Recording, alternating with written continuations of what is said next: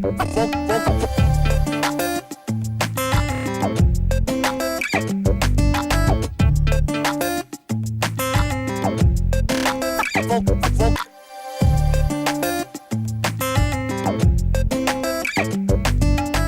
marketing et la communication donc a une fonction transverse dans l'entreprise. On travaille avec toutes les directions métiers et on apporte des solutions aux commerciaux et de visibilité de l'entreprise au niveau des professionnels du secteur du transport, de la logistique et des professionnels qui souhaitent des solutions propres.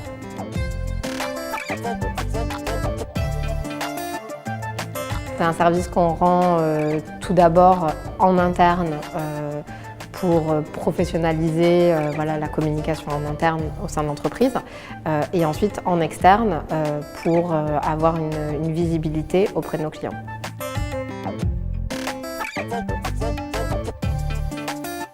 Effectivement, nous sommes bien placés dans le Master Marketing Communication pour voir l'évolution des demandes d'emploi de la part des entreprises. Or, à l'heure actuelle, il faut bien reconnaître que les entreprises B2C sont très bien équipées en communication et que leur besoin est surtout un besoin de renouvellement de personnel.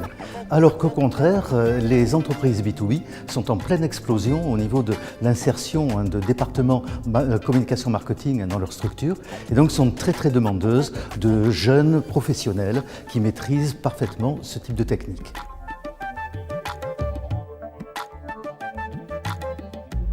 Au final, c'est toujours la même chose. C'est d'abord l'esprit client, c'est ensuite la volonté de valoriser la réputation de l'entreprise.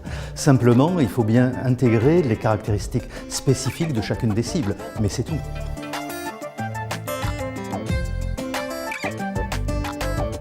Chez Enedis, la communication B2B, c'est principalement la communication vers nos clients grands comptes.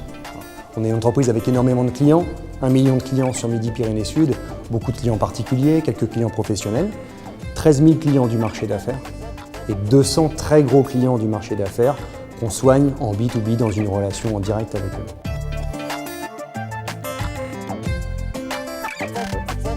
Alors, ce qui prend de l'ampleur, c'est quand même la communication vers le grand public. Qu'on essaye d'organiser et qu'on essaye de moderniser, notamment avec les réseaux sociaux et aussi avec notre application Enedis à mes côtés.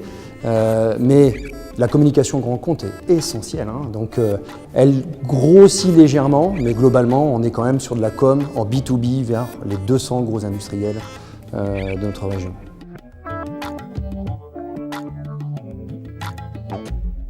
Alors la communication interne, qu'est-ce que ça veut dire? La communication interne, ça a d'abord été le parent pauvre de la communication pendant des années, et ça l'est encore. Et il y a beaucoup de choses à faire, parce qu'on a un vrai besoin de se parler dans l'entreprise, d'échanger des informations, et on voit bien, nous qui faisons beaucoup de questionnaires et d'audits et de diagnostics dans les organisations, les gens se plaignent tous de ne pas avoir l'information. D'où l'importance aujourd'hui de la communication interne. Les directions de la communication s'en rendent compte, mais souvent c'est rattaché à la direction des ressources humaines et ça ne dépend pas forcément de la direction de la communication.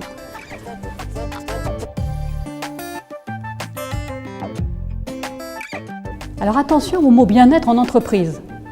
Moi je me bats aujourd'hui sur le bien-être et contre même parfois le bien-être, parce que ce qui compte plus pour moi, c'est le être bien dans son entreprise pour pouvoir faire un travail de qualité.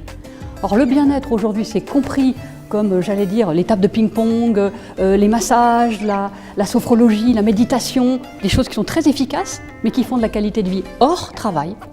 Alors que le être bien au travail, c'est vraiment justement ce qui fait qu'on est bien au travail, qu'on va pouvoir faire un bon travail. Et le dialogue, la communication interne, c'est un des éléments essentiels des relations interpersonnelles. C'est ce qui manque aujourd'hui pour créer la confiance. Point.